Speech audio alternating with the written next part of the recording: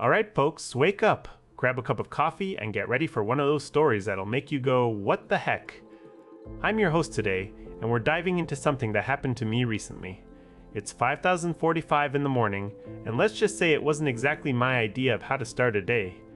But before we get into the thick of things, hit that subscribe button so you don't miss out on more stories like this one.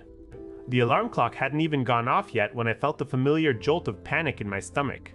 It was the sound of the home phone ringing at 5045 in the morning, a time where silence is golden and sleep is sacred. I knew it couldn't be good news, after all. Why would anyone call that early unless there's an emergency? But as I fumbled for the phone, still half asleep, it was too late. The answering machine had picked up and hung up before I could get to it.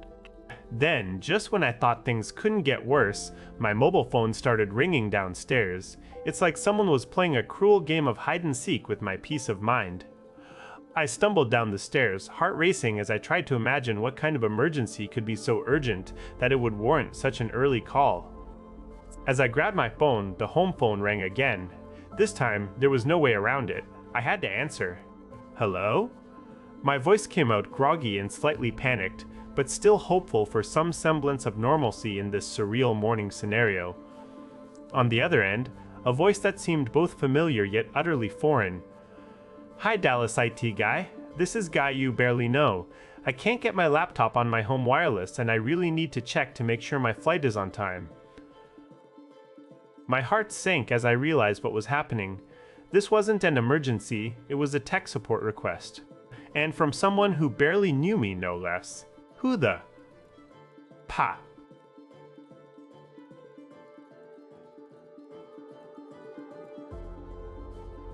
My mind raced back to all those nights out at neighborhood bar where I had nodded and smiled at people without really connecting. How did my personal information end up in their hands? Who are you again? This is guy you barely know, he repeated hesitantly, as if sensing the rising tension on the other line. I'm a friend of other guy. We met a couple weeks ago and I remember hearing that you're in IT. My internet's down and I really need to check my flight. And how did you get my number? I interrupted, feeling a mix of irritation and disbelief. Well, I asked around, he stammered. Other guy had it, so I looked up your contact information online. I felt like I was standing at the edge of a cliff, about to leap into an abyss of frustration and confusion. Do you know what time it is? I snapped, trying not to let my anger get the better of me. Sorry. I didn't think. Go ahead, I said, barely able to contain myself. I don't care how important this is for you. How would you feel if someone called at 5045 in the morning just because they needed tech support? There was a long pause on the other end of the line. Then, after what felt like an eternity, I heard a muffled apology before he hung up.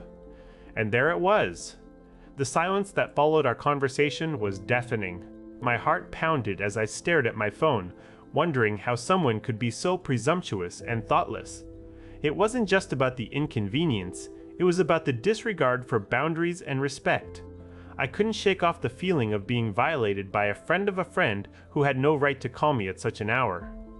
The frustration boiled over, but I knew I needed to address this properly. So, after regaining some composure, I called other guy to find out if he indeed gave my numbers away. Hey man, his voice came through the phone a few hours later when I finally felt ready to talk it out. I didn't realize you'd mind so much. You didn't realize? I echoed, feeling a mixture of anger and disbelief. You know how many people have access to my contact information because of something like this? You've put me in a terrible position with someone who barely knows me. I'm really sorry, he said, sounding genuinely remorseful.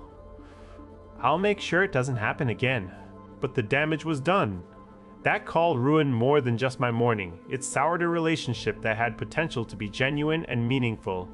I decided then and there to take action. I called guy you barely know back later in the day to apologize for overreacting, but also to set clear boundaries. Look, I understand you were desperate, I said, trying to keep my tone calm despite the lingering irritation. But please don't call me again unless it's an emergency or we've established a professional relationship. The silence on his end was telling enough. He knew he had overstepped. We ended the conversation on a note of mutual understanding and respect for each other's time. And that, folks, is how one early morning call can turn into a lesson about respecting boundaries and thinking before you act. It's not just about waking someone up at an unreasonable hour, it's about the impact our actions have on others' lives. So next time you need help or support from someone who isn't directly in your circle, remember to reach out responsibly and considerate of their needs. And if you ever find yourself on the receiving end of such a call, take a moment to breathe and address it maturely. Before I sign off today, let me know what you think about this situation. Have any of you experienced something similar? How did you handle it? Thanks for tuning in, and have a great rest of your day.